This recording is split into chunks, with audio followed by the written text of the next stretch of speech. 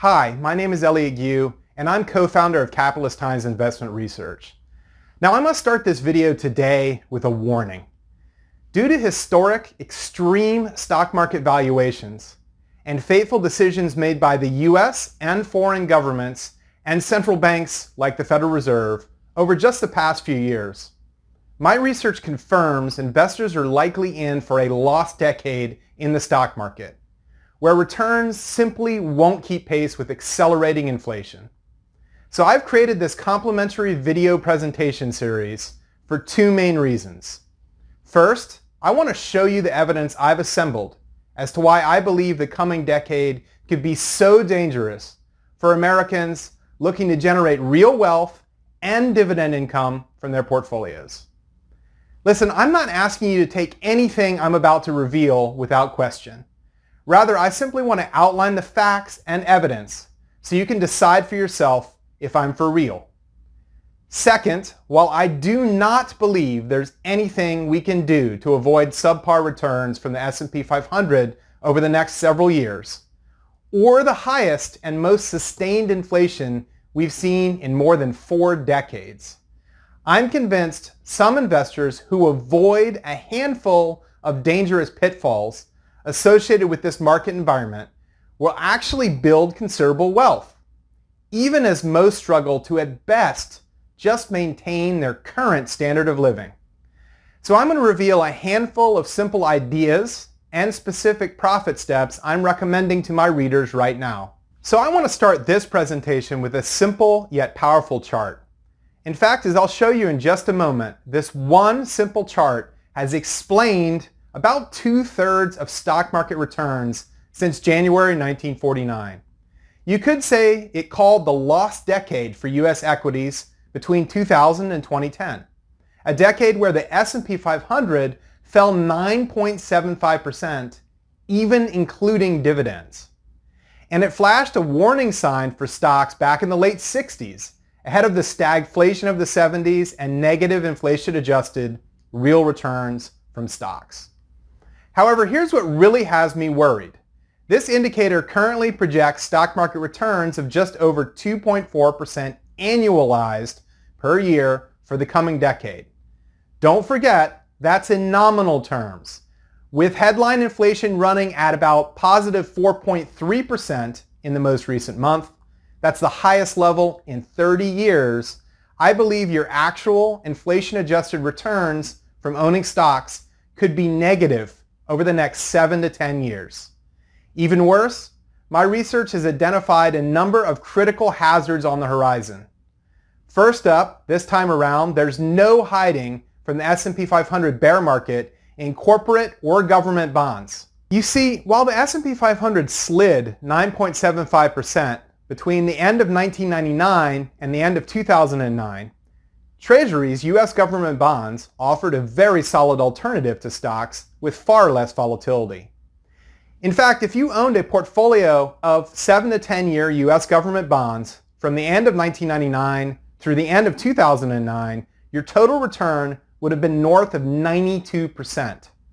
And while the S&P 500 endured 2 gut-wrenching bear markets between 1999 and 2009, the first in 2000 to 2002 and the second from 2007 to 2009, both resulting in broader market drawdowns of 50% or more, the S&P 7 to 10-year US Treasury Bond Total Return Index enjoyed a smooth ride with only 3 corrections larger than 5% over the decade, including just one pullback of over 10%.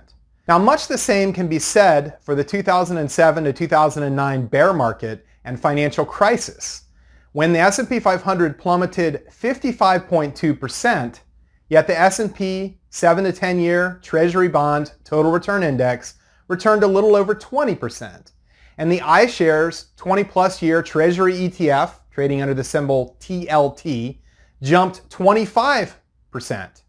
Those equity bear markets struck amid historic bull market in bonds that actually started 40 years ago, way back in September 1981. This time, if my economic outlook proves even half correct, any long-term returns from bonds will be gutted by inflation. So without any further ado, let's take a look at the chart I mentioned a little earlier on in this presentation. Now this chart shows a cyclically adjusted price to earnings or CAPE ratio for the S&P 500, and it's a valuation metric developed by Professor Robert Shiller of Yale University. Simply put, the measure is similar to the ubiquitous price to earnings ratio that's familiar to most investors. However, instead of using trailing 12-month earnings or analyst forward earnings estimates to calculate that price to earnings ratio, Shiller averages S&P 500 earnings over a trailing 10-year period, adjusting for inflation. The logic here is that stocks can look artificially cheap on a standard PE basis during boom years for the economy when earnings, which of course is the E in the denominator of the PE ratio, are inflated. Of course, the height of an economic boom is hardly a great time to be looking to buy stocks. Similarly, stocks often screen expensive on a PE basis in the depths of recession when earnings are temporarily depressed by economic headwinds. And that's an ideal time, in many cases, to be a buyer of stocks. Thus, PEs, especially for economically sensitive stocks, tend to be high just when it's an opportune time to buy. Now, by averaging earnings over a 10-year period, through both boom and bust phases of the cycle, Shiller's CAPE helps to smooth out these distortions. So the chart above shows the CAPE ratio on the horizontal or x-axis plotted against subsequent 10-year total annualized returns in the S&P 500 on the vertical y-axis. Total returns represent the returns from owning stocks, including dividends paid. For example, the first data point on my chart would be January 31st, 1949, when the CAPE measure for the S&P 500 was about 20.55 times. Over the subsequent 10 years, from January 31st, 1949 through January 31st, 1959, the S&P 500 returned 10.25% annualized, including dividends. And that's about 165.33% in total returns over 10 years in total. Now I'm using monthly data, so there are a total of 753 dots on this chart I'm showing you, each representing one rolling 10-year return period over the past 72 years. Note that since I'm using 10-year annualized returns, the most recent dot on my chart represents the return period from September 30th, 2011 through September 30th of this year, 2021. I've also used a statistical technique to fit a trend line through this data series, and I've included the equation for the trend line and what's called the R-squared value on the chart as well. Now, the R-squared value tells us how closely the trend line that I've drawn and fitted to the data fits the actual data. This number ranges from 0 to 1 or 100%, where 100% represents a perfect fit. In short, the R-squared here is 0.6597, which means the CAPE ratio explains 65.97% of subsequent 10-year total returns from stocks. Put another way, if you buy stocks when they're cheap on this basis, moving further to the left on my chart, a low CAPE ratio, then you can expect above average, long-term, in this case 10-year returns from owning stocks. Similarly, if you buy stocks when they're expensive, further to the right on my chart, you can expect below average or even negative 10-year returns from the S&P 500. Now here's the problem, in a nutshell, right now. This is a historical look at the CAPE ratio. I took this chart all the way back to 1927, and you can see the market is more expensive today than at any time in U.S. financial history except late 1999, which was the peak of the technology bubble. Now warning, valuations are a terrible short-term stock market indicator. The fact that the S&P 500 is expensive today doesn't tell you anything about how it's likely to perform over the next year, let alone Q4 2021. However, if I simply plug the current CAPE ratio for the S&P 500, which is 38.34 times, into the equation that I mentioned just earlier, I calculate the modeled returns from holding stocks over the next 10 years at just 2.44% annualized. That's a terrible return. In fact, it's worse than about 93% of all 753 rolling 10-year periods I evaluated to derive the chart. And as I mentioned earlier, with inflation currently running at more than 4% annualized, you'd actually be losing significant purchasing power every single year with that 2.44% annualized return in the broader market. So at this point, you may actually have a few key questions. First of all, I'm fully aware the S&P 500 hit fresh all-time highs in recent days. And as I mentioned a few minutes ago, market valuations are a terrible predictor of short-term market returns. Let me assure you this. I am not, and I repeat, I am not calling a top in the broader market right now.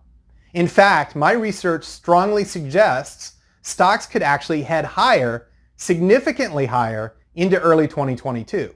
However, the truth is the recent rally and likely further gains for the stock market in the short term are exactly what you'd expect to see at this phase of the market and economic cycle. And here's what's even more crucial. Even as the S&P 500 breaks to fresh all-time highs, there's a fundamental shift underway right now just beneath the surface of the market. It's something we really haven't seen in over a decade now, and I believe it can make the difference between making a ton of cash over the next 12 to 18 months or suffering devastating losses.